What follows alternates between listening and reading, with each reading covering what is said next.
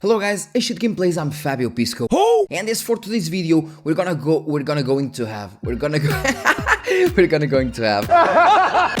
the how to overclock and undervolt the RX 9060 XT. And by the way, it doesn't really matter if it is the 16GB or the 8GB version, the same process will still apply. Doesn't really matter if your card is from Asus, from ASRock, doesn't really matter the model, the branding or so on, as long as your card is a 9060 XT, this tutorial applies. And also, no, this won't break your GPU. We're gonna be overclocking and undervolting at the same time. And yeah, so you'll be completely fine. You don't really need to worry about anything. So yeah, just letting you know. Just let me know of what? Dude. Today's sponsor, GVG Mall, bringing you lots of software deals like Windows 10, Windows 11, Office 2019 or 2021 with a new Windows 11 design. And for all of these, you can use my SKG discount code for 30% off, getting a Windows 11 serial key for $22 and a Windows 10 one for only $15. Then use the key on your Windows settings and you'll have an activated system. As usual in all my overclocking and undervolting videos, and by the way, if you have any other card, if you ended up on this video just by coincidence and this isn't really the card that you want, you can go to my video section because I have tutorials for lots and lots of cards like the 9070, the 9070 XT, the 7900 XTX, 7900 XT, and even if you're going for Nvidia, I also have overclocking and undervolting tutorials for the Nvidia cards, like for example the 4070, 4070 Super, 4080 Super I believe as well, 3060, 4060 as well. I have lots of tutorials, and by the way I'll be doing one for the 5080 as well, and it seems that finally NVIDIA is sending as well the 5070 and the 5060 Ti, so there will be overclocking tutorials for those as well. As for now, since we're using an AMD card, it makes no sense to use anything else than the AMD Adrenalin settings, currently the best ones that you can get. So all you have to do is just right click on your desktop,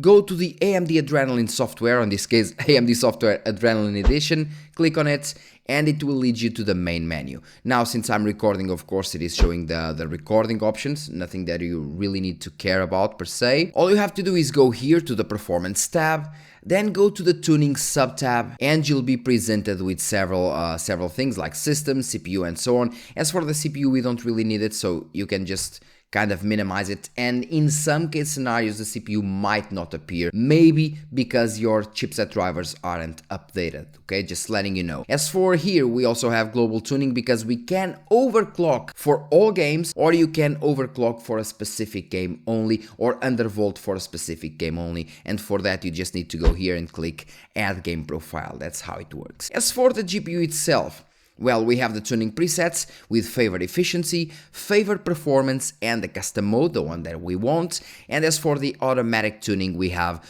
overclock GPU. And basically these tuning presets are already overclocking, kind of an automatic overclocking, but yeah. So start by pressing custom, then all the sliders that you have here disabled, you just enable them.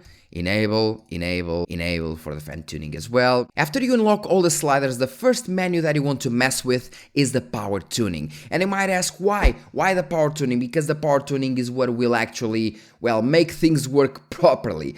This, especially on the 9000 series cards, because with the 7000 series cards, we had the maximum frequency and the minimum frequency on the GPU tuning, so 6000 and 7000, by the way, we have a maximum and minimum frequency. Now with the 9000 series, since you don't really have the maximum frequency, the power tuning does even more. So if you just go here out of the box and increase the power limit, the card will automatically perform better, because the power roof of the card will increase, in this case from 160 to 180 watts, meaning that if the card has 20 watts more power, it will also boost higher, and if the card boosts higher, it will also deliver slightly better performance. In this case we only have 10%, which is not much, but it is better than nothing, I guess. And at the same time, if you want to undervolt the card, and if you just go like -15, for example, you can go -15 and the card will automatically consume way less power. In this case, I would say like around 140 watts, something like that.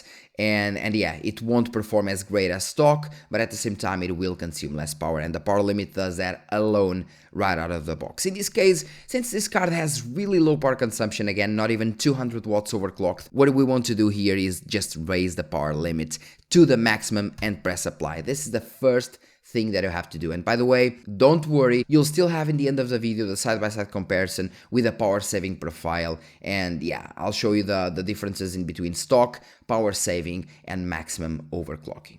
Now that we have the power tuning ready, let's go to the fan tuning, and honestly this depends a lot, and I mean really a lot, on your GPU model. The one that I have is the ASRock Challenger model, 16GB, and by the way, I didn't even see this card breaking a sweat while playing at the maximum power draw that it could get, like 180, 186, something like that, and the temperatures were very low at the same time that the fan noise was also very low, basically inaudible all the time, which means that for this card this cooler is more than enough. So I would say that you can leave it at a maximum of 50%, but it will hardly get there. And by the way, in terms of the total board power should be around like 8 watts here, and the reason you're seeing 40 watts here is because I'm recording the desktop and this video, of course, using the GPU, and that's the reason why you see 40 watts, because otherwise you would be seeing like 8 watts here, and on the clock speed, on the VRAM clock speed, you'd be seeing like 90 or something like that. In your day-to-day or when you're tweaking your card, you won't have the VRAM at maximum and you won't have the total board power at 40 watts. So the power tuning is done, the fan tuning is done. Let's start with one of the most important ones, or in this case I can really say that this is the most important one, which is the GPU tuning. Basically you're overclocking the core of your GPU. You have the core and then you have the VRAM tuning. And by the way, this is really interesting because I have tutorials for the 9070 XT and the 9070 non-XT,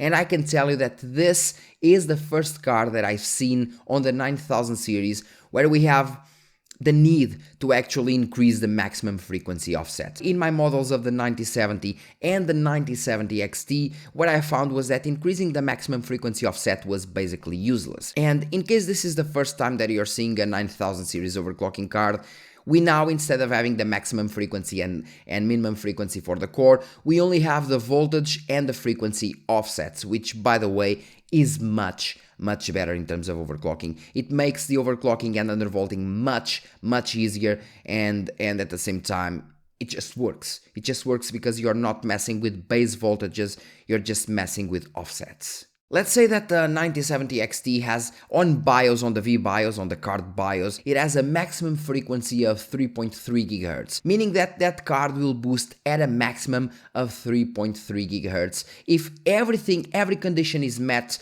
the card will boost up to 3.3 GHz. What happens is that if you still have power room, imagine that the card does 3.3 GHz at 200 watts. If your maximum power limit is 250 watts, the card won't boost over 3.3. What will happen is that you will have a lower power draw because on the BIOS the card is not allowed to go over 3.3 GHz, and this is what the maximum frequency offset does. What happens is that on those previous cards, the 9070 XT and the 9070, inside those same power limits, they would never hit the maximum frequency on the BIOS. Putting a maximum frequency offset of 200, 500, 1000 didn't really do anything. On the 9060 XT though, things are quite different because this card just boosts like crazy. Out of the box, I've seen the card several times, like out of the box without anything, just default, the card was doing like 3.3, 3.4, and that's exactly what happens. In this card,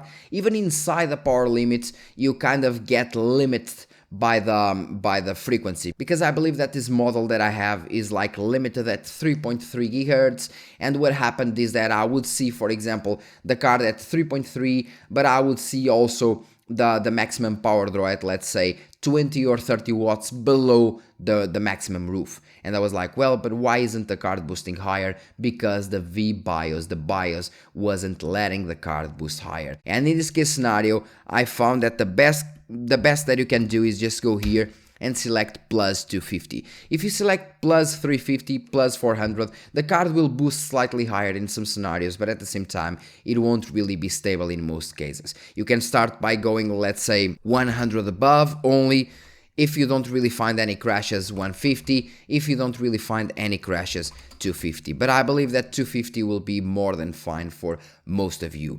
And this means that if the card, let's say, if the card is limited by the BIOS to boost at 3.3, if you select 250 MHz, if the card has enough power room, so if the card isn't reaching the maximum power draw that it can reach, it will boost 250 MHz higher, up from 3.3 GHz to 3.55 GHz, because of course 250 MHz.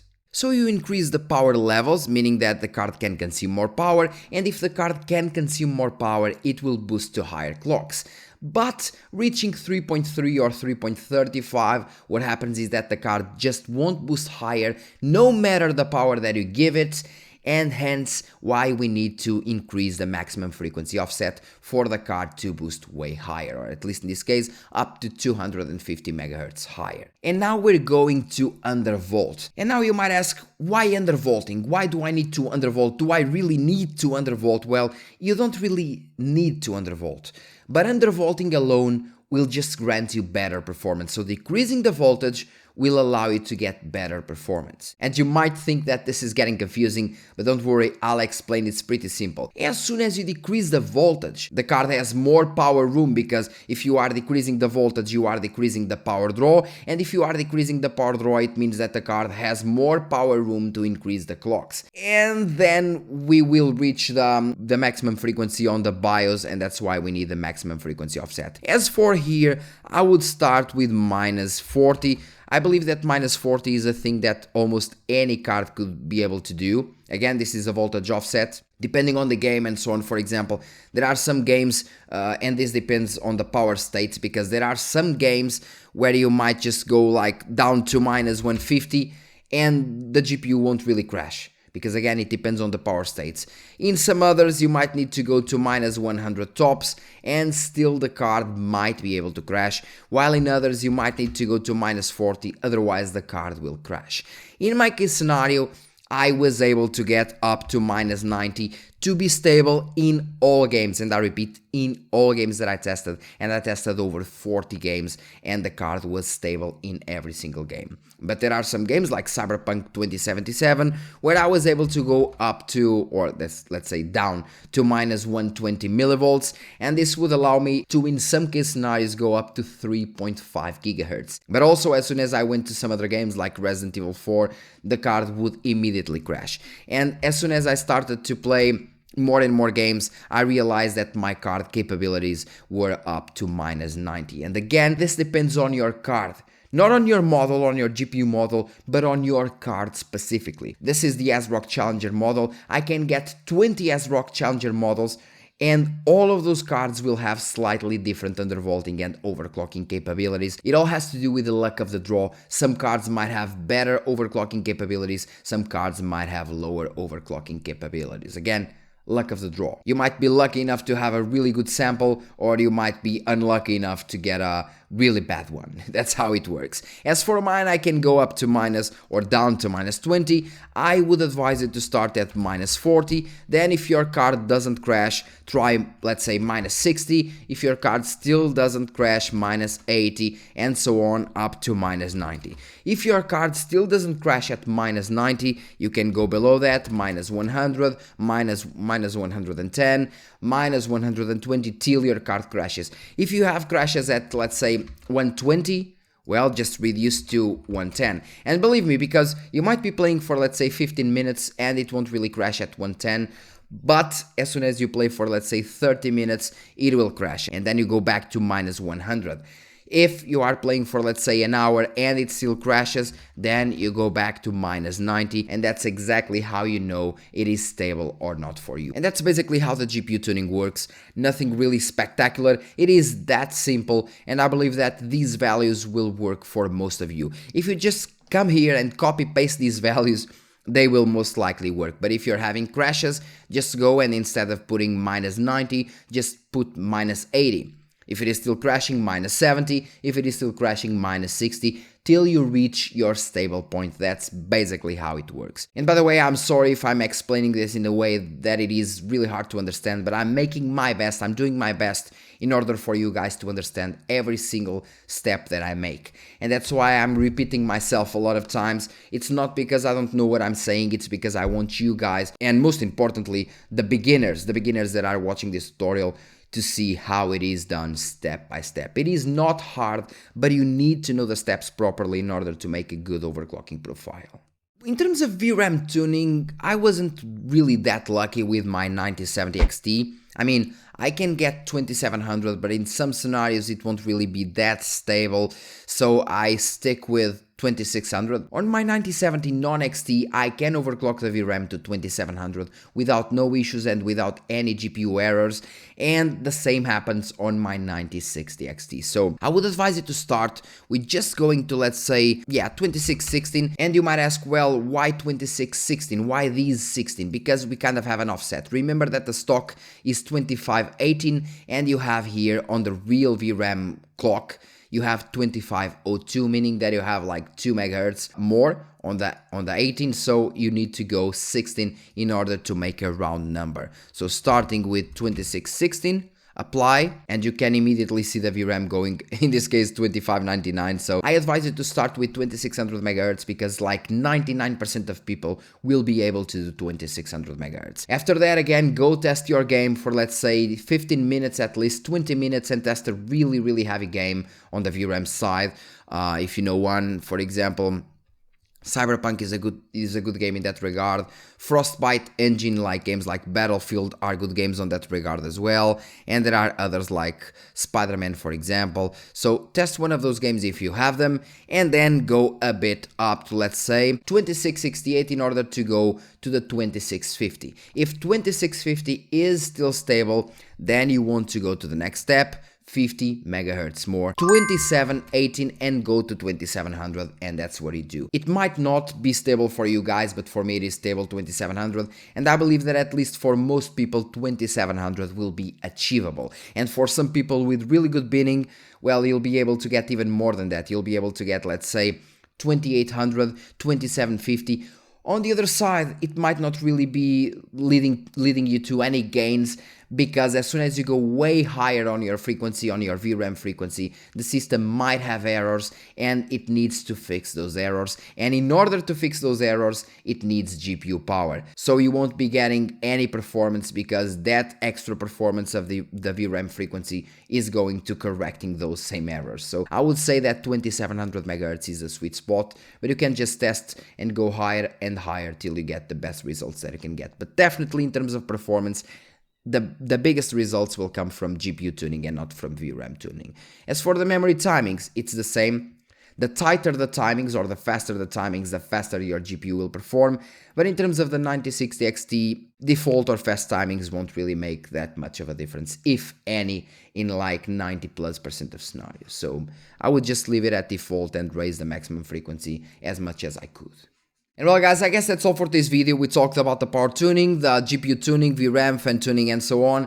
I believe that there's not really much more to say. By the way, after applying the changes, if you want the changes or not doesn't really matter, but after applying the changes, you can just go here and export your file and make your own overclocking profile. And for example, when you come up to the computer after some time and the settings aren't applied, you can just go here, import the file, and select the file from where you have them. For example, I have lots of them here. And of course, if you want to download my profile, you can simply go to the link in the description, and my profile, this one that you're seeing here, you just need to go to the link in the description, download it. As soon as you load it, it will immediately set the values that you see here on video.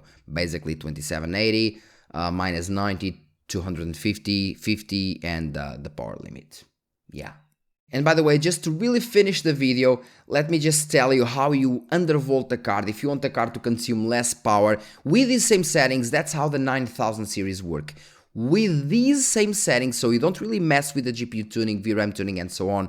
You just mess now with the power tuning. All you have to do is just go here and decrease the power limit to 0, and the maximum power roof will immediately be 160 watts, instead of the 180 something on the 10%. And if you want to go even further, you can go, let's say, to minus 10% power limit, and the card will be consuming around 140 watts. And if you want the card to consume even less, do it even less. Now, as soon as you go to and you put the card consuming 140 watts, what happens is that if you set also an undervolt of minus 90, the card is consuming less power, meaning that the power roof is lower, so the clock speed won't be that high, but at the same time you are undervolting, so you are basically reducing the power draw as well in that same frequency, meaning that the card can boost higher. Putting less power limits, you are still going to have better results with the overclocking. That's basically how undervolting and overclocking at the same time works. That's all for this video, guys. Thank you very much for watching. Don't forget to like, subscribe, and share this video,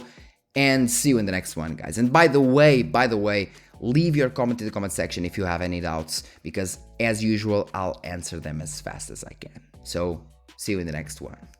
Cheers.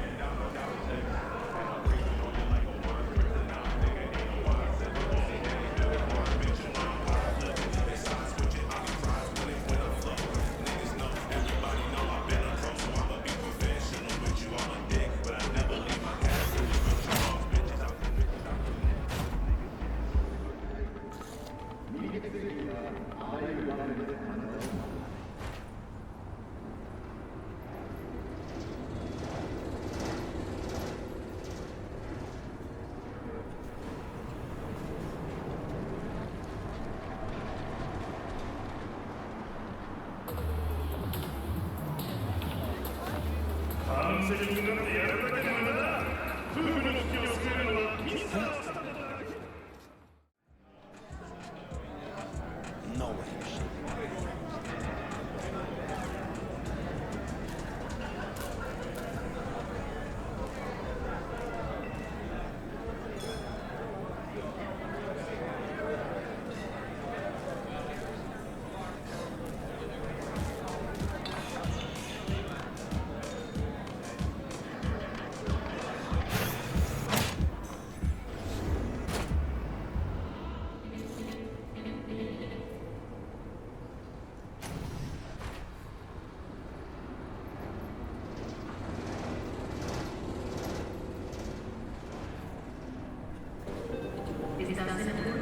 No vayas a las pandillas. Acude a la policía de NZXT. Te ayudaremos sin compromiso.